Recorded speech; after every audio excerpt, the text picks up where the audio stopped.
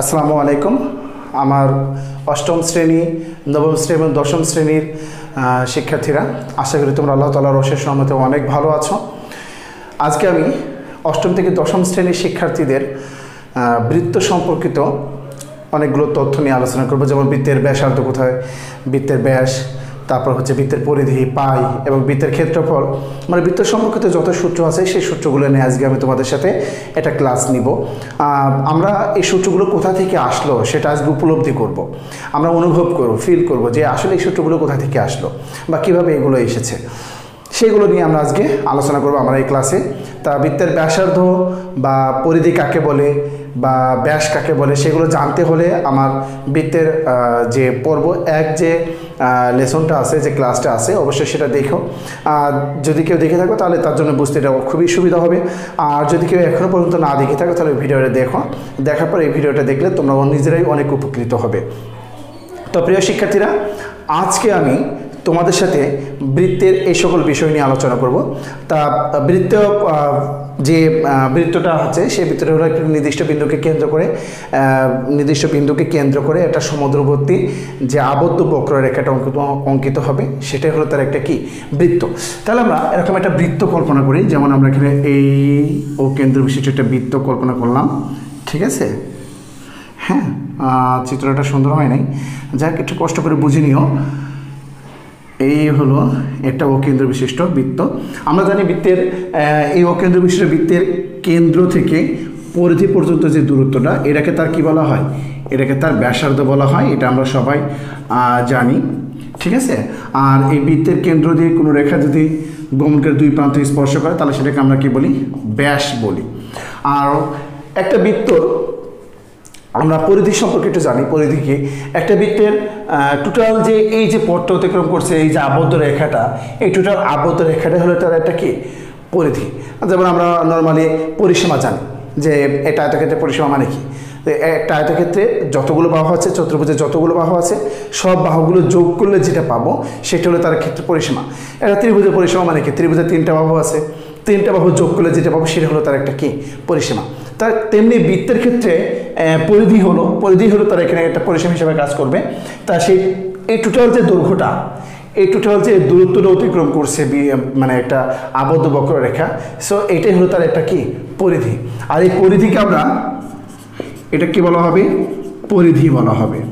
আর এই বৃত্তের পরিধির সূত্র হলো 2πr। বৃত্তের পরিধির সূত্র কি? 2πr। আচ্ছা, আমরা 2 মানে তো জানি যে এটা একটা কনস্ট্যান্ট নাম্বার, আর মানে কি ব্যাসার্ধ। বাট এই পাই সম্পর্কটার সাথে আমরা নতুন পরিচিত হলাম না, তা আমরা এই পাই সম্পর্কে একটু জেনে আসি।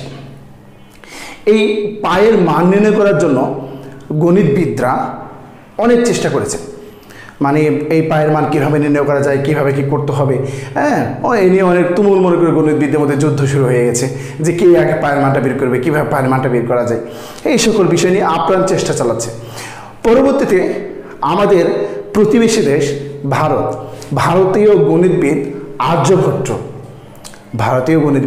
আর্যভট্ট তিনি পায়ের একটা মান বের করে ফেলেন।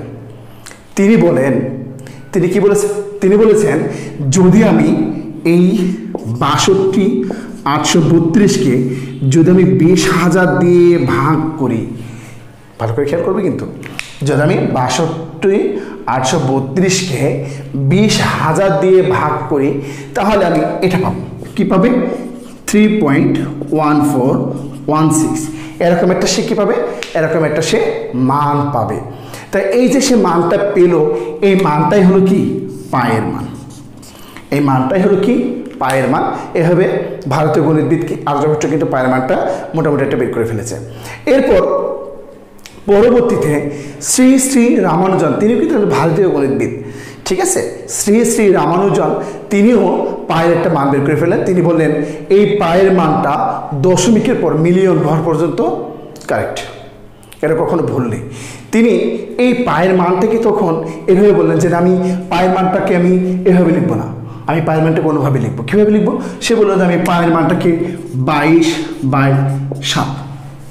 দেখো, এই 22কে 7 দিয়ে ভাগ করো, তাহলে এই 3.14 এরকম একটা সামথিং একটা মান পাবো। তাহলে এটাও কিন্তু একটা কি? এটা হলো একটা পায়ের মান। ঠিক আছে, যেহেতু এখানে দশমিকের পর এই মানটা মিলিয়ন ঘর পর্যন্ত চলতে থাকবে, সো এটাকে কখনোই কিন্তু আমরা ভগ্নাংশাকারে প্রকাশ করতে পারবো না। তার মানে এটা কি সংখ্যাটা, তা যে সংখ্যাগুলোকে আমি ভগ্নাংশাকারে প্রকাশ করতে পারবো না সেটা কিন্তু একটা অমূলদ সংখ্যা। সো এখানে পাই কিন্তু একটা অমূলদ সংখ্যা আমরা বলতে পারি। পাই কিন্তু আমরা এটা কি বলতে পারি, অমূলদ সংখ্যা হিসাবে বলতে পারি। ঠিক আছে, তাহলে আমরা আজকে বৃত্তের পরিধি এবং পাই সম্পর্কে জেনে গেলাম। তাহলে পাই নিয়ে মনে হয় আর কারো কোনো সমস্যা থাকার কথা না। তাহলে আমরা পাই সম্পর্কে জানলাম। এখন আসি বৃত্তের ক্ষেত্রফল সম্পর্কে।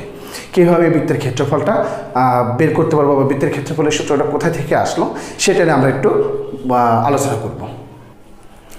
এখানে পাই কিন্তু, তাহলে পাই একটা অমূলদ সংখ্যা, সেটা কিন্তু আমরা জেনে গেলাম। আবার পায়ের মান যেহেতু মিলিয়ন ঘন পর্যন্ত সঠিক, তাহলে পাই এখানে একটা কি ধ্রুবক সংখ্যা, এই মানটা কখনো চেঞ্জ হবে না। তা যে মানগুলো কখনো চেঞ্জ হয় না সেগুলোকে ধ্রুবক বলা হয়। সো এখানে পাই কিন্তু একটা কনস্ট্যান্ট নাম্বার বা ধ্রুবক নাম্বার। পায়ের মান সারা জীবন একই থাকবে, এটা কখনো চেঞ্জ হবে না, মৃত্যুর আগ পর্যন্ত চেঞ্জ হবে না আর কি। তাহলে আমরা বৃত্তের পরিধি, তারপর বৃত্তের কীভাবে পাই আসলো, পাই কোথা থেকে আসলো সেটা জানলাম। তাহলে এখানে আমরা দুটো জিনিসের সাথে কিন্তু পরিচিত হলাম। একটা হলো পরিধির মধ্যে পাই, এটা তো আছেই। আরেকটা হলো ব্যাস নিয়ে আপনারা পরিচিত হয়ে গেছে, কারণ ব্যাসের ধর ব্যাসের মধ্যে আছে। এখন তোমাকে কখনো কখনো পরীক্ষায় এই ধরনের কোশ্চেনগুলো করে যে পরিধি আর ব্যাসের অনুপাতটা কী। তাহলে চলো আমরা দেখি পরিধি আর ব্যাসের অনুপাতটা কী। সেই হিসাবে আমরা একটু এটাকে ক্লিন করে দিই, একটু পরিষ্কার করি আর কি আমাদের সুবিধার্থে। তাহলে এখন আমরা যে জিনিসটা জানবো সেটা হলো বৃত্তের পরিধি এবং ব্যাসের মধ্যে অনুপাতের সম্পর্কটা কি। তাহলে আমরা বৃত্তের পরিধি, তাহলে বৃত্তের পরিধি ও ব্যাসের কি জানবো, অনুপাত। এখানে আরেকটা কথা বলে রাখি, বৃত্তের পরিধিকে আমরা সি দিয়ে প্রকাশ করি আর বৃত্তের ব্যাসকে আমরা ডি দিয়ে প্রকাশ করি। তাহলে আমরা অনুপাত মানে কি, সি বাই ডি। ওকে, তার মানে আমরা কি বললাম বলতো, বৃত্তের পরিধিকে আমরা সি দিয়ে প্রকাশ করছি আর ব্যাসকে ডি দিয়ে প্রকাশ করছি। তা অনুপাত মানে তো ভাগ, তাহলে এই জন্য সি ভাগ ডি। ওকে, এটাকে তো আমরা আরেকভাবে লিখতে পারি, আমি একটু দেখাই। যেমন আমি কিন্তু এইভাবে লিখতে পারতাম, সি অনুপাত ডি। ওকে, যদি এইভাবে লিখে তারপরে এটাকে আমরা ভাগ আকারে লিখতে পারবো। যেহেতু প্রথমে আছে সি, তাহলে সি, আর এই অনুপাতকে আমরা ভাগ আকারে লিখতে পারি, এই জন্য এখানে ভাগ চিহ্ন দিলাম আর এখানে কি হলো, ডি বসে গেল। তাহলে এখন আমরা এই পরিধির সূত্র তো আমরা শিখে আসলাম খানিক আগে। পরিধির সূত্রটা কি ছিল, 2 পাই আর। ওকে, আর এই ডির মান কত ছিল, 2r, কারণ ডি মানে তো ব্যাস আর ব্যাসটা হলো ব্যাসার্ধের দ্বিগুণ, তাহলে ব্যাসার্ধের দ্বিগুণ। এখন আমরা এটাকে যদি ওপর নিচ কাটাকাটি করে, যেমন মনে করি 2 আর 2 কেটে গেল, আর আর আর কেটে গেল, তার মানে এখানে কি থাকলো, শুধু পাই। কি থাকলো, শুধু পাই। আর নিচে 1, নিচে কোনো দাম নেই। তাহলে পাই তো আমরা একটা জানি ধ্রুবক। পাই একটা কি সংখ্যা, ধ্রুবক সংখ্যা, কারণ পায়ের মান কখনো চেঞ্জ হবে না। তার মানে দেখো বৃত্তের পরিধি আর ব্যাসের অনুপাতেরটা কি, ধ্রুবক হয়ে গেল। এটা কিন্তু অনেক সময় এমসিকিউতে আসে, যার জন্য এই প্রমাণটা আমি এখানে তোমাদেরকে একটু দেখিয়ে দিলাম। এখন আমরা যে জিনিসটা শিখবো সেটা হলো খুব ইন্টারেস্টিং একটা জিনিস, আর সেটা হলো বৃত্তের ক্ষেত্রফল। বৃত্তের ক্ষেত্রফলটা আসলে কোথা থেকে আসলো, চলো আমরা একটু অনুভব করি যে বৃত্তের ক্ষেত্রফলটা কোথা থেকে আসলো। আমরা একটা বৃত্ত নিলাম, খুব সিম্পল, কিন্তু একটু ইজিলি বোঝার চেষ্টা করব। আমরা একটা বৃত্ত নিলাম। ওকে, এই বৃত্তটা নেওয়ার পরে এই বৃত্তটাকে আমরা মনে করো যে 16টা বা 8টা অংশে ভাগ করে ফেললাম। যে কোনো ভাগে ভাগ করতে পারো, তোমার ইচ্ছা আর কি। আমি মনে করো 16টা অংশে ভাগ করব। তাহলে নিলাম এখান থেকে একটা অংশ 1, 2, এখান থেকে নিলাম 3, বাংলায় লিখি সমস্যা নেই, 4, 5, 6, 7, যে বড় বড় নিচ্ছি, 8, 9, 10, 11, 12, নিলাম 13, 14, এটা 15, এটা কি 16। মনে করো আমি এই বৃত্তটাকে 16টা অংশে ভাগ করে ফেলেছি। এখন এই 16টা অংশকে আমি পরপর সাজাবো। কীভাবে সাজাবো, দেখো প্রথমে আমি একটাকে লিখলাম। একটা কীভাবে আছে, এরকমভাবে আছে, সরি, মনে করো এরকমভাবে আছে। এ হলো একটা বৃত্তের অংশ। পরবর্তীটা আমরা এইভাবে সেমভাবে নিব, এখানে নিলাম, এভাবে আছে, এটা 1, এটা 2। তাহলে সেম পরেরটা যদি আমরা নিই, তাহলে পরেরটা যদি নিই তাহলে এভাবে, হ্যাঁ, এটা 3, সেম যদি নিই 4, এভাবে আমরা সাজালাম 5, 6, 7,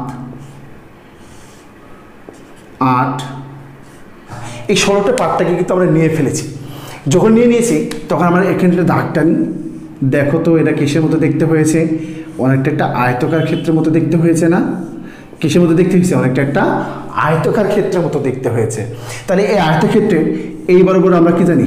দৈর্ঘ্য জানি, ঠিক কিনা? আর এটা কি জানি? প্রস্থ জানি। খুব ভালো করে কিন্তু খেয়াল করবে, আমরা কিন্তু বৃত্তের ক্ষেত্রফলটা প্রমাণ করার চেষ্টা করতেছি। তাহলে এই বরাবর আমরা কি জানি? দৈর্ঘ্য। যদি এটা আয়তক্ষেত্র হয়ে যায়, এটা কি জানি? প্রস্থ। ওকে, আচ্ছা, তাহলে এখানে দৈর্ঘ্য মানে কি? খুব একটু খেয়াল করো, আমরা এই পরিধিটা কিন্তু উপরে অর্ধেক গেছে, নিচে অর্ধেক গেছে। খেয়াল করো কিন্তু, এই যেমন এই মাথাটা আমি উপরে নিয়েছি, এই মাথাটা কিন্তু আমি নিচে নিয়েছি। তার মানে কি? এই টোটাল পরিধিটা 2 ভাগে হয়ে গেছে। উপরে একটা পরিধি গেছে, অর্ধেক গেছে, পরিধি অর্ধেক গেছে, নিচে কিন্তু পরিধির অর্ধেক গেছে। আর এই যে এখান থেকে কেন্দ্র থেকে এই পর্যন্ত যে দূরত্ব, এটাকে আমরা কি বলি? ব্যাসার্ধ বলি। এই দেখো, কেন্দ্র থেকে এই 2 পর্যন্ত এই দূরত্বটা কিন্তু সবসময় একই, কারণ এটা ব্যাসার্ধ। এটা কি? ব্যাসার্ধ। সো এটা কিন্তু ব্যাসার্ধ আমরা বলে দিচ্ছি। তারপর এখানে প্রস্থ মানে কি? এখানে প্রস্থ মানে হলো ব্যাসার্ধ, এখানে প্রস্থ মানে ব্যাসার্ধ। আর এখানে দৈর্ঘ্য মানে কি? পরিধির অর্ধেক, পরিধির অর্ধেক। খুব ইন্টারেস্টিং এটা বিষয়, ভালো করে খেয়াল করবে। তাহলে এইদিকে পরিধির অর্ধেক আছে, এইদিকে পরিধির অর্ধেক আছে। তাহলে টোটাল পরিধির অর্ধেক, পরিধির অর্ধেক মানে টোটাল বৃত্তটা কিন্তু এর মধ্যে আছে। আর এটা হলো সেই কি? এই যে এই ব্যাসার্ধটা, এই ব্যাসার্ধটা, এই সেই ব্যাসার্ধটা, ঠিক আছে? এই সেই ব্যাসার্ধ অংশটা আছে। তাহলে আমরা এখন বলতে পারি এই বৃত্তের ক্ষেত্রফল মানে এই আয়তক্ষেত্রের ক্ষেত্রফল। সো আমরা এখানে কি লিখতে পারি? এখানে আমরা লিখতে পারি যে বৃত্তের ক্ষেত্রফল সমান সমান কি লিখতে পারি?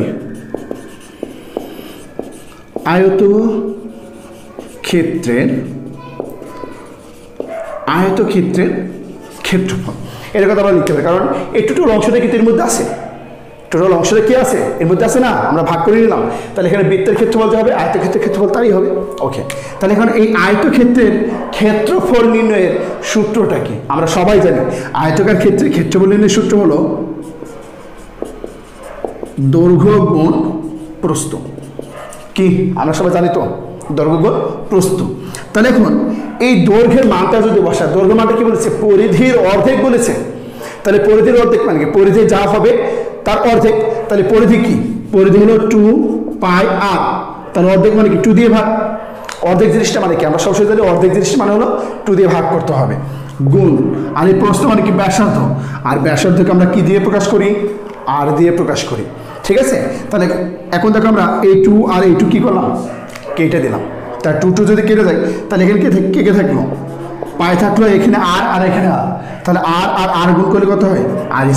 তাহলে এই দেখো বৃত্তের ক্ষেত্রফল মানে কি হলো? πr²। এটা কিন্তু আমাদের প্রমাণ হয়ে গেল। তাহলে প্রিয় শিক্ষার্থীরা, আমরা দেখতে পেলাম যে বৃত্তের ক্ষেত্রফল কোথা থেকে চলে আসলো। আশা করি বৃত্তের ক্ষেত্রফলটা সবাই বুঝতে পেরেছ। তাহলে বৃত্তের ক্ষেত্রফল নির্ণয়ের সূত্র হলো কি? πr²। তাহলে আমরা বৃত্ত সম্পর্কিত যত সূত্র আছে সেগুলো সব শিখে গেলাম। এখন আমরা বৃত্ত সম্পর্কিত কতগুলো অঙ্ক সলভ করব। তাহলে আমরা সবাই রেডি হই বৃত্ত সম্পর্কিত কতগুলো অঙ্ক সলভ করার জন্য। আমরা মনে করলাম যে বৃত্তের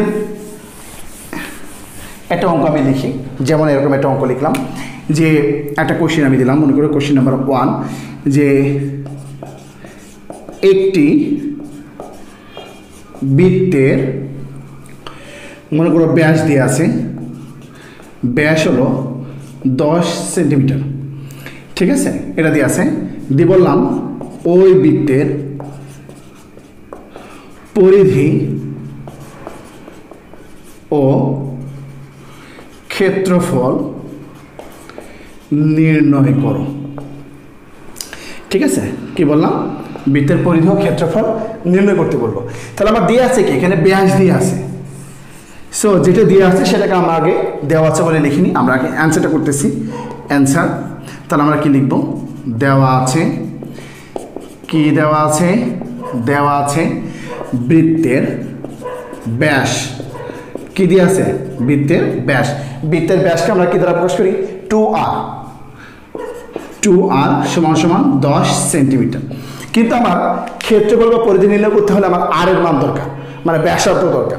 তাহলে ব্যাসার্ধ মানে কারের মান, তাহলে টুকে থাকতে পারবে, তার টুটা গুণ আছে ওই পাশে কি হয়ে যাবে, ভাগ করে দেব। সো এটাকে আমরা লিখতে পারি বা r সমান সমান 10/2 এত সেন্টিমিটার সমান সমান কত হলো, 5 সেন্টিমিটার। ওকে, আমরা কিন্তু ব্যাসার্ধ মানে r এর মানটা পেয়ে গেছি। এখন আমরা পরিধি এবং ক্ষেত্রফল দুটাকেই নির্ণয় করতে পারবো। আচ্ছা, তাহলে আমরা এখানে কিন্তু আরেকটা জিনিস আমরা নির্দিষ্ট জানি যে পায়ের মানটা কি, পায়ের মানে কিন্তু সবসময় কনস্ট্যান্ট। এখন যদি এখানে বলে দিত যে পায়ের মানটা 3.14 ধরে, তাহলে আমরা কিন্তু 3.14ই, তাহলে আমরা এখানে পায়ের মানটা কত দিলাম, এখানে আর মানটা হচ্ছে 5, আর পায়ের মানটা আমরা তো জানি পায়ের মানটা নির্দিষ্ট ধ্রুবক 3.1416। আর পায়ের মান যদি এখানে উল্লেখ করে দিত যে পায়ের সমান সমান 3.14 ধরে বা পায়ের সমান সমান 22/7 ধরে যদি উল্লেখ করে দিত, তাহলে সেই মানটা কিন্তু আমরা এখানে বসাতাম। যেহেতু উল্লেখ করে নাই, তাহলে পায়ের মানটা আমরা লিখে নেব যে পায়ের মানটা এবং পাই সমান সমান 3.1416। আর যদি এখানে উল্লেখ করে দিত, আমি আবারও বলতেছি, যদি এখানে উল্লেখ করে দিত পায়ের মানটা, তাহলে আমরা কিন্তু ওইটা লিখতাম। যেমন 3.14 উল্লেখ করে, আবার কখন কোনো পাই সমান সমান 22/7 ধরে 22/7 উল্লেখ করে, এই যে মানে টিচার যেটা মনে করবে সেটা এখানে দিতে পারে। আর যদি কিছুই না দিয়ে থাকে, তাহলে তখন পায়ের মানটা 3.1416 আমাদেরকে ধরে নিতে হবে। তাহলে এখন আমাদের কি চেয়েছে, প্রথম অবস্থায় বৃত্তের পরিধি চেয়েছে, কি চেয়েছে, বৃত্তের পরিধি। তাহলে আমরা এখন নর্মালি আমরা যেভাবে বৃত্তের পরিধি বের করি, বৃত্তের পরিধির যে সূত্র সেটা লিখব। কি লিখব, অতএব বৃত্তের পরিধি, বৃত্তের পরিধির সূত্র কি, 2πr একক, এত একক। তাহলে 2 এখানে কোনো চিহ্ন নেই, মানে কি গুণ চিহ্ন। পায়ের মান কত, 3.1416, এখানে কোনো চিহ্ন নেই, মানে কি গুণ চিহ্ন। আর এর মান কত, আর এর মান হলো 5। এত এককটা কিসে, এককটা ছিল সেন্টিমিটার, তাহলে এখানে আমরা সেন্টিমিটার দিয়ে দিলাম। তাহলে এখন যদি সবগুলো আমরা গুণ করি, তাহলে আমরা গুণ করলে কত আসছে গুণফল, সেটা আমরা একটু ক্যালকুলেশন করে ফেলি। যেমন 2 × 3.1416 × 5। সো এখানে গুণ করলে আসে, এটা গুণ করলে আসবে 31.416 এত সেন্টিমিটার। তাহলে এটা হলো কি, বৃত্তের পরিধি নির্ণয় হয়ে গেল। আমার কি, বৃত্তের পরিধি নির্ণয় হয়ে গেল। এখন আমরা কি করব, বৃত্তের ক্ষেত্রফল নির্ণয় করব। তাহলে সেম একইভাবে তখন আমরা একটু পরিষ্কার করে দিই, যেহেতু জায়গা এখানে কম আছে, তাহলে আমরা এখানে একটু ক্লিন করে দিলাম। দিয়ে এবার কি নির্ণয় করব, বৃত্তের ক্ষেত্রফল। তাহলে লিখবে এবং বৃত্তের ক্ষেত্রফল। বৃত্তের ক্ষেত্রফল নির্ণয়ের সূত্র তো আমরা খানিক আগে প্রমাণ করে আসলাম যে কীভাবে বৃত্তের ক্ষেত্রফলটা বের করা যায়। বৃত্তের ক্ষেত্রফল নির্ণয়ের সূত্র হলো পাই r স্কয়ার। আর ক্ষেত্রফল মানে কি, তার এককটা হবে বর্গ একক। ঠিক আছে, তাহলে বর্গ একক। তাহলে এখানে পায়ের মানটা কত, যেহেতু উল্লেখ করে নাই, এই জন্য 3.1416 × r স্কয়ার। আর মানে কত, 5 স্কয়ার এত বর্গ। আর এককটা কিসে, সেন্টিমিটার, তাহলে বর্গ সেন্টিমিটার। তাহলে এটা আমরা এখন গুণ করে দিই। আমরা এখন গুণ করি 3.1416 × 5 এর মধ্যে স্কয়ার মানে 5 5 25। যেমন এখানে বলবো কত, 17.54 এত কি বর্গ সেন্টিমিটার। এটা হলো আমাদের কি উত্তর। আশা করি তাহলে আমরা বৃত্তের ব্যাস যদি দেওয়া থাকে, তাহলে আমরা ব্যাসার্ধ বের করে নিব। আর যদি এখানে ডাইরেক্টলি বৃত্তের ব্যাসার্ধ দেওয়া থাকতো, তাহলে তো আমাদের 2 দিয়ে ভাগ করে ব্যাসার্ধ বের করার দরকার ছিল না। কারণ বৃত্তের ব্যাসার্ধ দিয়ে আছে, মানে সেটা টোটালি হলো কার মান, আরে মান। সেক্ষেত্রে আমরা ক্ষেত্রফল বের করতে পারবো। এখন আমরা চিত্রের মাধ্যমে একটা অঙ্ক শিখি, তাহলে আমাদের জন্য বিষয়টা আরেকটু ক্লিয়ার হয়ে যাবে, সহজ হয়ে যাবে আমাদের জন্য। তাহলে আমরা বৃত্তের একটা চিত্র দিয়ে শিখি। যেমন তোমাকে বললো এটা অকেন্দ্র বিশিষ্ট বৃত্ত, অকেন্দ্র বিশিষ্ট বৃত্ত, এটা নাম দিল ও এ। বলো এটা হলো 3 সেন্টিমিটার। ঠিক আছে, কি নাম দিয়েছে এটা, 3 সেন্টিমিটার দিয়ে বললো এই বৃত্তটি ক্ষেত্রফল নির্ণয় করো। কি বললো, এই বৃত্তটির ক্ষেত্রফল নির্ণয় করো। ঠিক আছে, ব্র্যাকেটের মধ্যে দিল পাই সমান সমান 3.14 ধরো। এই দেখো এখানে কিন্তু পায়ের মানটা উল্লেখ করে দিয়েছেন, সেখানে পায়ের মান কিন্তু 3.1416 তুমি ধরতে পারবে না, তাহলে তোমাকে 3.14 ধরেই করতে হবে। ক্লিয়ার জিনিসটা? আর এই কেন্দ্র থেকে এই পর্যন্ত যে দূরত্ব এটাকে আমরা কি বলি? ব্যাসার্ধ বলি। কি বলি? ব্যাসার্ধ। তাহলে এখানে আর এর মান কত? আর এর মান হলো 3 সেন্টিমিটার, আর পায়ের মান তো এখানে বলিয়ে দিয়ে আছে কত? 3.14। এখন ক্ষেত্রফল নির্ণয়টা তোমাদের বাসার কাছে থাকবে। ওকে, আচ্ছা, এরকম চিত্র দিয়ে আমি আরেকটা অঙ্ক দিই তোমাদেরকে, তাহলে জিনিসটা আরেকটু ক্লিয়ার হয়ে যাবে। তোমরা বললো এটা অকেন্দ্র বিশিষ্ট বৃত্ত, ঠিক আছে?